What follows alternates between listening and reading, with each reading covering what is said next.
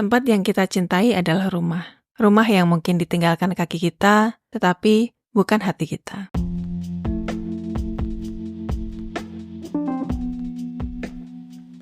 Selamat datang di podcast Ceriwis Corner bersama Elvi Salebi.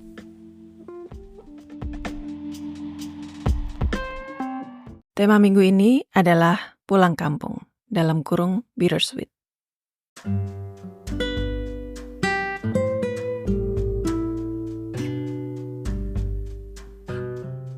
Tahun ini, bulan lalu, saya pulang kampung tanpa anak-anak dan suami. Dan alasan utama adalah karena saya ingin ada di sana untuk acara dalam kurung Mendak, keponakan yang tahun lalu di bulan Mei meninggal dunia karena sakit. Dalam kurung Mendak adalah tradisi di Jawa untuk memperingati 1 tahun orang yang sudah meninggal. Biasanya, tetangga-tetangga dan keluarga akan datang dan pergi ke makam untuk berdoa bersama, yang kemudian akan ditutup dengan makan-makan bersama di rumah. Dan para tamu yang pulang juga akan diberi bingkisan tanda terima kasih. Selain ingin ada di acara mendak keponakan, saya juga berencana ingin menjenguk bude yang sakit karena kanker di rumah sakit. Orang memang bisa berencana, tapi yang di ataslah yang menentukan. Ketika kami sedang berkumpul di acara mendak keponakan, kami mendapat kabar bahwa bude keadaannya kritis setelah melakukan kemo.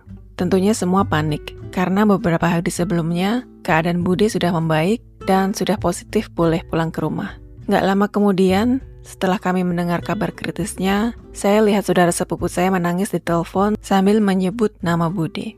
Ternyata bude kami tidak tertolong.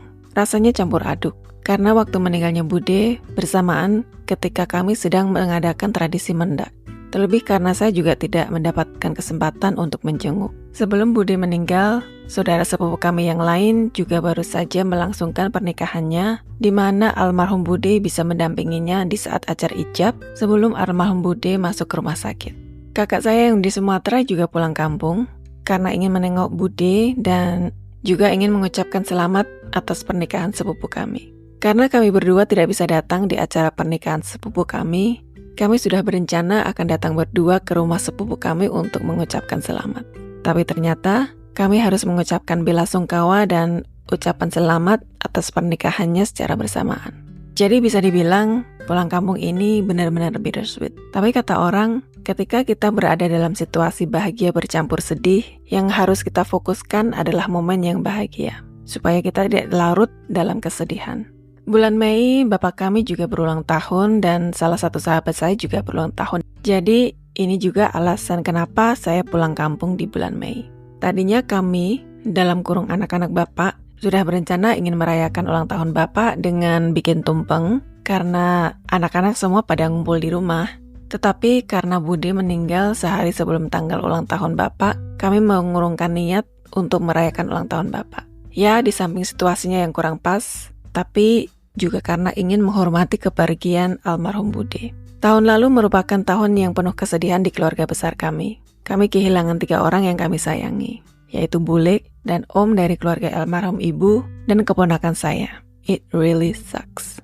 Karena tahun sebelumnya itu, saya bertemu dengan almarhum bule dan om. Jadi rasanya seperti ketika kami mengunjungi mereka ini, kayak kami saying goodbye gitu. Dan nggak nyangka banget kalau tahun berikutnya mereka berdua akan meninggalkan kita. Oke, cerita sedihnya cukup di sini dulu. Nanti saya terbawa emosi sedih.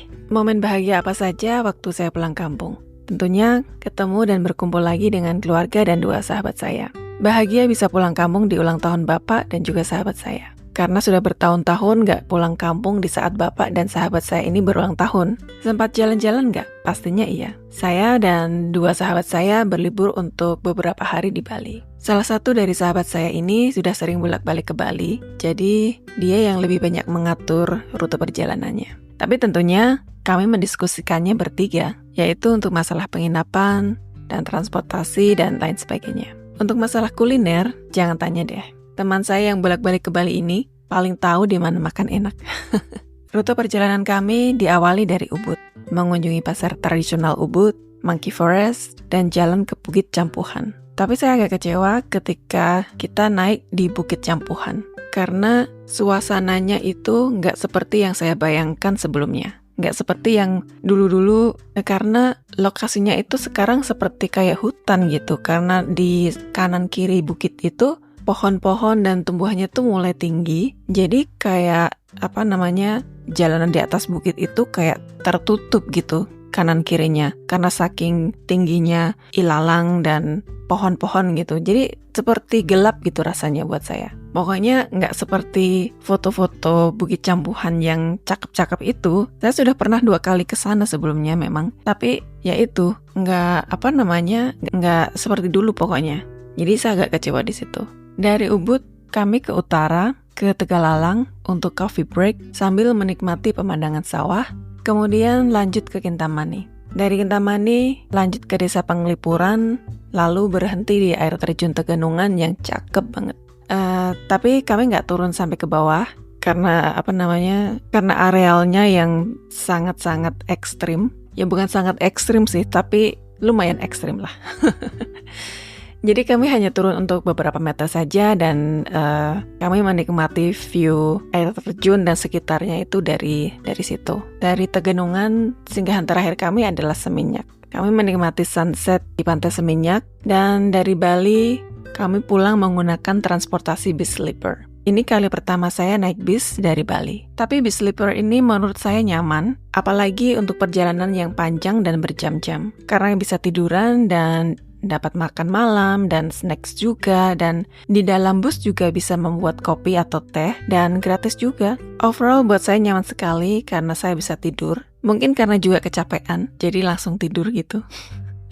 Jadi perjalanan yang lama ini rasanya nggak terasa banget karena ketika bangun tiba-tiba sudah sampai di tujuan. Terus kemana saja waktu pulang kampung selain short trip ke Bali? Nggak kemana-mana sih, karena saya lebih suka diam di rumah. Tapi sempat ke Ambarawa sebentar untuk bertamu ke rumah salah satu teman yang belum lama pindah di sana. View belakang rumahnya tuh bagus banget dengan view pegunungan dan sawah-sawah dan juga kebun singkong. Pokoknya cakep banget, jadi pengen pindah ke Ambarawa gitu. Selain itu juga nggak begitu panas, jadi masih agak adem dan pokoknya nyaman gitu. Kalau menurut saya sih. Tapi nggak tahu kalau untuk tahun-tahun kedepannya bagaimana ya. Dan dari Ambarawa, saya ketemuan sama keponakan tertua yang kerja dan tinggal di Salatiga. Di Salatiga juga ada resto Jerman baru, jadi sekalian ketemuan sama keponakan, saya juga pengen mencicipi masakan resto Jerman ini yang katanya punya orang Jerman asli. Kalau dilihat dari nama restonya, sepertinya yang punya ini dari Jerman Selatan. Mereka hanya menyajikan makanan halal, dan saya nyobain yang namanya Leberkäse. Pengen tahu apakah rasanya hampir sama, dan ternyata hampir sama enaknya. Rasa asin-asinnya dan teksturnya itu juga mirip. Tapi untuk salad kol merahnya sangat jauh berbeda dari rasa aslinya. Karena yang saya cobain itu agak lembek dan manis banget gitu. Jadi sangat jauh berbeda dari rasa aslinya. Sebenarnya saya pengen nyobain sosisnya juga, tapi karena saya sudah makan banyak di Ambarawa jadi udah kenyang. Mungkin next time kalau pulang kampung bisa makan lagi di sana. Meskipun pulang kampung tahun ini banyak sedih, tapi juga bercampur kebahagiaan, saya tetap bersyukur bisa berkumpul lagi dengan keluarga dan sahabat tercinta. Dan kata-kata akhir di podcast minggu ini adalah, tempat yang kita cintai adalah rumah. Rumah yang mungkin ditinggalkan kaki kita, tetapi bukan hati kita. Terima kasih sudah mendengarkan podcast Service Corner. Kalau kalian suka dengan podcast ini, jangan lupa untuk subscribe. Dan sampai minggu depan dengan topik yang berbeda. Dadah!